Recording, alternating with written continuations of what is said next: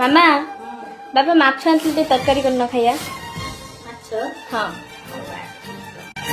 ସପନର ଆରପାରି ଗାଁ ଗୋରି ସେଠି ଲେଖା ତୋର ନାଁ